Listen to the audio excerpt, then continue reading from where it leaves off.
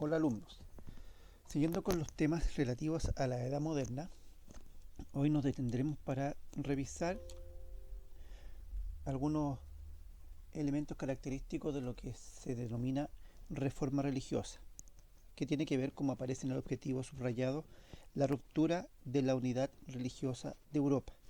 ¿Ya? Y vamos a ver por qué ocurre esto y una serie de otras características que este proceso tuvo. Antes de avanzar, veremos el rol de la Iglesia Católica en la Edad Media. ¿Por qué la Iglesia Católica? Porque dentro de las doctrinas cristianas, en la Edad Media, la única que existe es la Iglesia Católica. Ya no existe otra manifestación cristiana distinta a la Iglesia Católica. Ya veremos más adelante que van a aparecer otras iglesias, pero por ahora la única iglesia cristiana es el catolicismo. ¿Y por qué es tan influyente esta iglesia? Porque es la institución que mantiene unida a toda Europa bajo una misma idea espiritual, bajo una misma idea religiosa. Tiene todo el dominio intelectual, toda la creación científica, artística, está íntimamente relacionado con lo que son elementos religiosos católicos. Está íntimamente relacionado con el poder civil. Política y religión van como muy de la mano. Hay un mutuo beneficio. Lo que hace el rey beneficia a la iglesia y lo que hace la iglesia está también habitualmente en beneficio de lo que hace el rey. Porque es tan influyente también porque es una de las instituciones más organizadas y disciplinadas de la época. Ya existe todo un orden de autoridad del Papa, los obispos y diferentes autoridades y son muy disciplinados en obedecer lo que esa autoridad va señalando. Y ha ido con el tiempo aumentando su poder económico. Tiene grandes propiedades de tierra, recordemos que recibe una importante cantidad de impuestos. ¿Ya? Entonces, de esa manera la iglesia influye en todo lo que ocurre en la Edad Media. ¿Y cómo controla que esto ocurra? A través de ciertas sanciones o castigos para quien vaya en contra de este orden católico que funciona muy bien durante la Edad Media. ¿Cuáles son esas sanciones o castigos? La excomunión. ¿Ya? Separar a una persona de la iglesia en la época medieval era prácticamente condenarla a muerte. La gente no vive si no existe este vínculo con Dios a través de la iglesia. Otro castigo u otro medio de control es el interdicto, donde se sanciona una provincia o un lugar, un territorio con su gente por los actos contrarios a la iglesia católica que tuvo la autoridad de ese lugar. Entonces el sacerdote ya no va a hacer misas, se privan de los sacramentos que la iglesia entrega, etcétera. Todo eso es un daño muy grande para la gente por el pensamiento que existe. Y también está la Inquisición, que va a ser un tribunal que se va a encargar de combatir todas las herejías. La herejía es todo aquel pensamiento, toda idea que va en contra de lo que la iglesia establece. Por ejemplo, todas las ideas relativas a el demonio, las brujas, todo ese tipo de elementos que están contrarios a la fe católica están dentro del concepto de herejías. Y este tribunal va a sancionar a esos herejes y las sanciones son muy severas, con castigos muy duros, muy dolorosos. Todo el orden religioso medieval que describíamos en la imagen anterior dura hasta el siglo XVI, cuando en Europa comienza a desarrollarse lo que conocemos como reforma religiosa, ya que la Iglesia Católica no logró mantener la unidad religiosa que hasta ese siglo había logrado. Y aparecen nuevas iglesias cristianas. ¿Por qué ocurre esto? Por múltiples factores. Uno de los importantes factores es el desprestigio que tiene la Iglesia Católica. Hay movimientos internos dentro de la Iglesia que comienzan a manifestar críticas en contra de la Iglesia, en contra del Papa, en contra de ciertas doctrinas que se están desarrollando y que ellos consideran que no son correctas o que están llevándose de mala manera. Y empiezan a protestar. Los reyes aumentan su poder. El rey cada vez va concentrando la autoridad que va disminuyendo a su vez la autoridad de la iglesia. Entonces se desarrolla esta reforma protestante porque son gente que protesta, de ahí el nombre de reforma protestante. El que inicia esta reforma es Martín Lutero.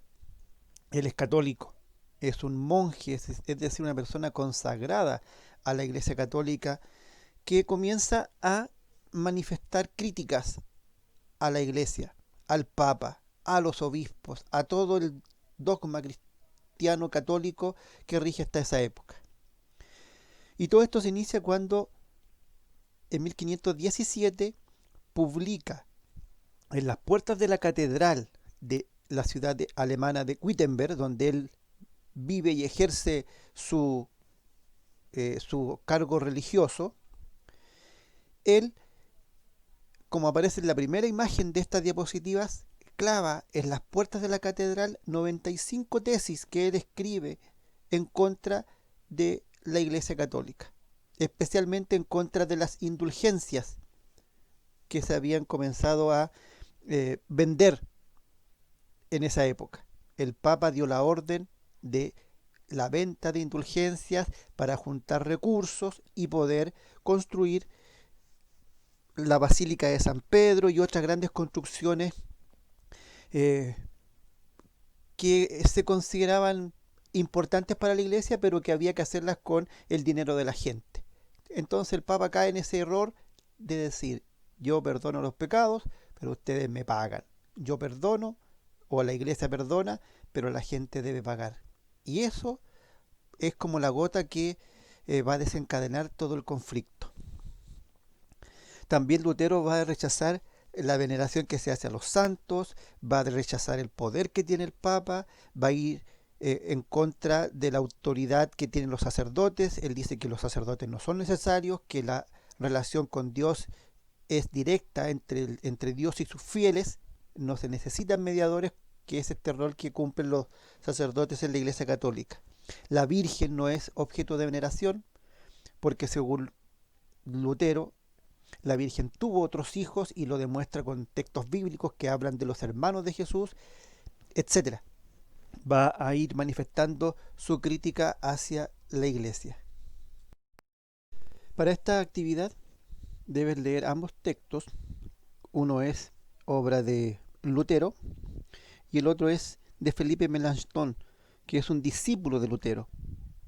Como él toma importancia, sus ideas van teniendo aceptación por otras personas y van a ver algunos de ellos que se transforman en sus discípulos, es decir, gente muy cercana, que confía mucho en los postulados, en las ideas que ellos están manifestando.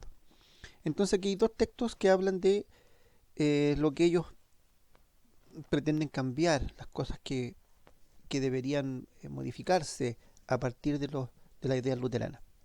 Ya, entonces, la pregunta es simple: ¿cuáles son las críticas que se realizan por ambos personajes en estos textos?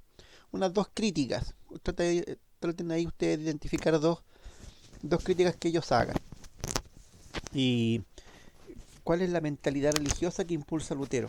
Es una pregunta un poquito más compleja, pero ojalá pudiesen ustedes llegar a esa respuesta. A pesar de todas los intentos del emperador Carlos V, emperador del Sacro Imperio Romano Germánico, donde se encuentra Alemania en esa época, por detener las ideas luteranas, él no lo consiguió. El rey quería mantener el catolicismo tal cual como existía, quería mantener todo el orden, como lo señalamos anteriormente, pero las ideas luteranas comenzaron a difundirse con gran rapidez. En esto contribuyen los humanistas, que son esta gente que está trabajando en el ámbito intelectual y que mueven estas nuevas ideas, la imprenta que ayudó a difundir estas ideas escritas a mano por Lutero, se van a llevar al papel, se van a imprimir y van a empezar a recorrer toda Europa. Y así van a llegar a otros territorios y van a surgir personas que siguen las ideas luteranas, pero que le van a ir dando ciertos matices diferentes. Por ejemplo, uno de estos seguidores de Lutero fue Juan Calvino. Él es un protestante, es decir, él va a crear una iglesia protestante y va a seguir en general las ideas de Lutero, las ideas luteranas, pero va a agregar algo propio a su iglesia.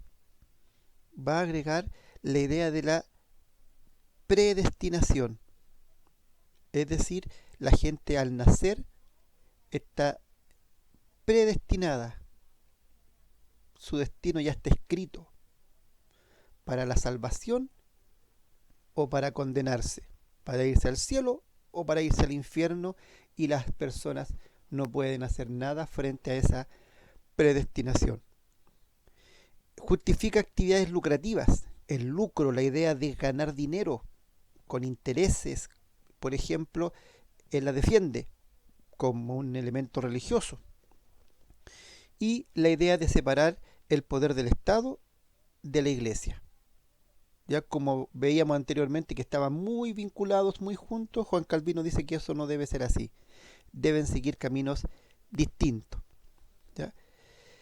Y fueron muy exitosas estas ideas, que son también protestantes y que van a ser muy fuertemente llevadas a cabo, especialmente en Francia, donde estos calvinistas fueron llamados hugonotes. En otros sectores, como en Inglaterra, en Escocia especialmente, fueron llamados puritanos, que son gente que sigue la religión calvinista. Otro caso que es distinto a los de Lutero y Calvino, que va a contribuir a estas nuevas iglesias, es el de Enrique VIII, rey de Inglaterra, defensor del catolicismo, contrario a Lutero, expulsó a todo aquel que venía con ideas protestantes del territorio de Inglaterra, y seguro de que con estas acciones que él tiene iba a conseguir beneficios del Papa, va a solicitarle que le anule el matrimonio con Catalina de Aragón. No está conforme, no le ha dado el hijo que él espera, tiene una serie de situaciones que él no considera adecuadas. Por lo tanto, solicita al Papa lo que hoy día conocemos como el divorcio. El Papa no accede a esta petición, por lo tanto, el rey rechaza esta negativa del Papa y dice: si usted no me quiere dar la anulación del matrimonio por su religión, yo voy a crear en Inglaterra la religión que me permita hacerlo.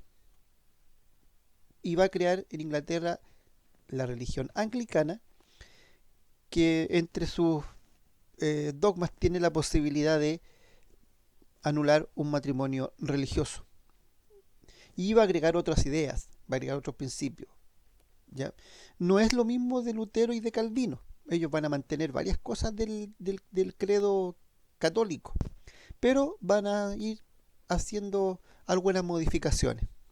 Por ejemplo, en esta iglesia anglicana las mujeres también pueden ser sacerdotes, los sacerdotes se casan.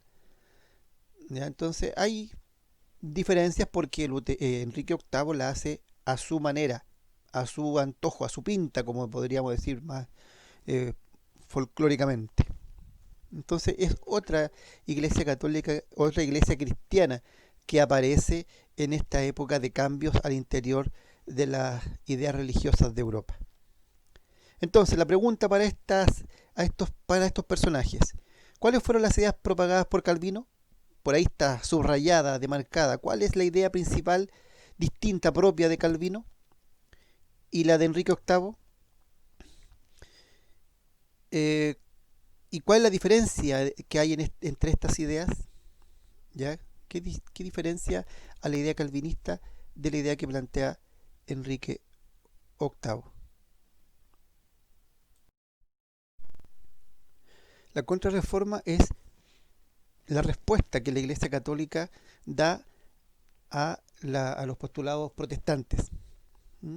Es decir, a esta forma de cómo se organiza la Iglesia, lo que discute para enfrentar las ideas de Lutero, es lo que se conoce como la contrarreforma. Y aquí se van a llevar a cabo varios hechos importantes, ¿ya?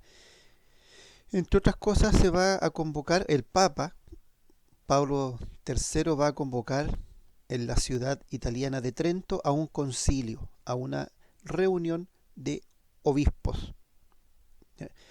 ¿Qué pretendía este concilio? Como les decía recién, responder a Lutero, a esta crítica que él hace.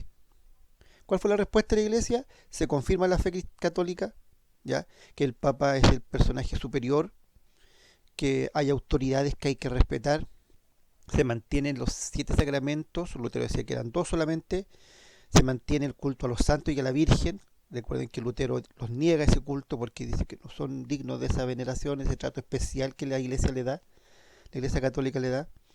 Eh, que las Sagradas Escrituras son interpretadas, la única interpretación válida es la que hace la Iglesia, que no hay una libre interpretación de ellas, pero sí eliminó la venta de indulgencias, que esa fue uno de los errores más graves que la Iglesia cometió.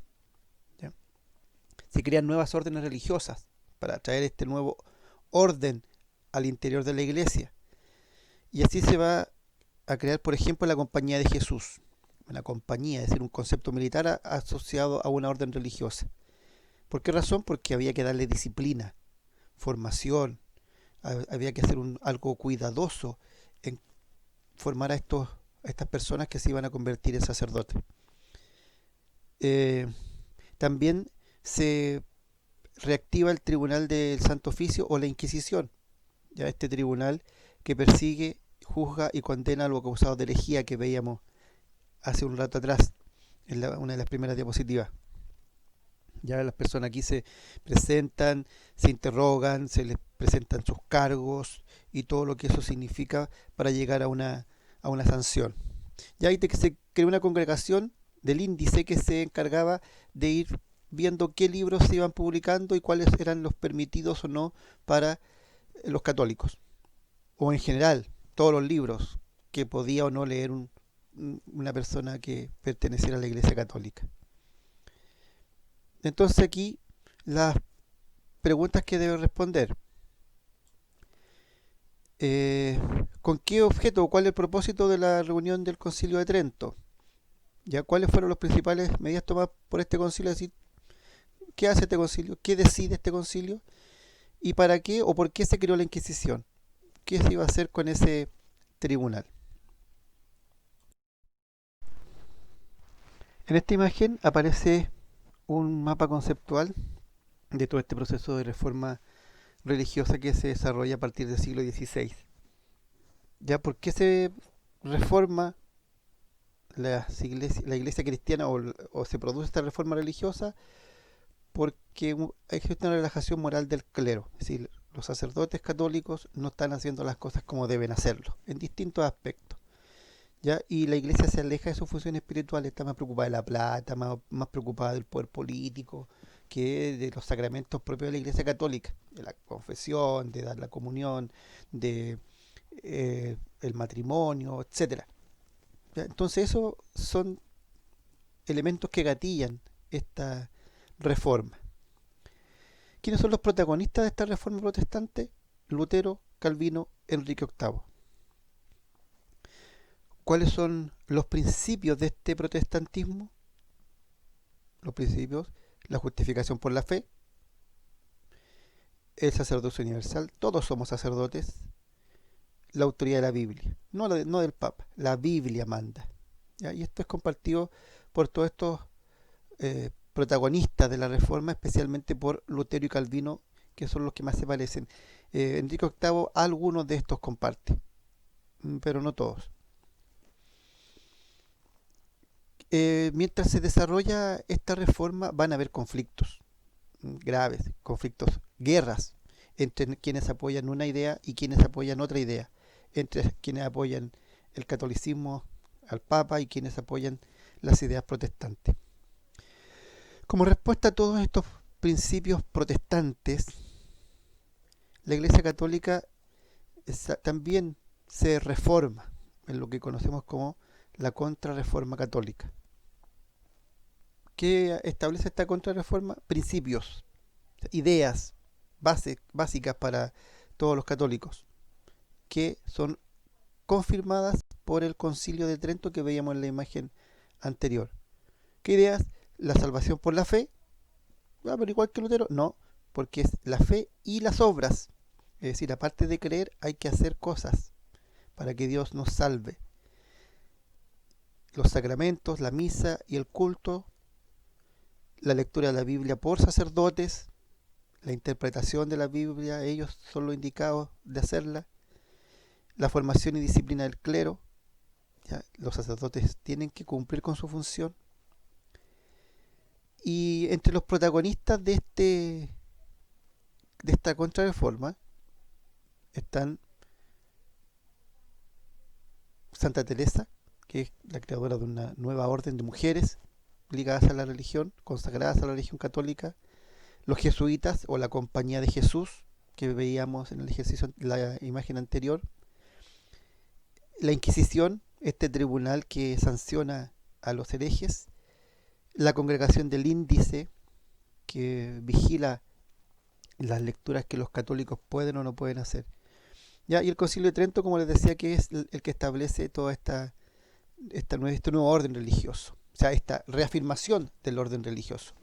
Entonces ustedes respondan esta guía, la pueden responder en el cuaderno, me mandan la imagen a mi correo, ya, profesor, Historia Cefa, profesor Fernando Droguet, no, perdón, Historia Cefa, Fernando Droguet, @gmail.com, para yo ir entregándoles orientaciones, si es que hay errores, aclaraciones o cualquier duda que ustedes tengan, la pueden hacer por ese medio.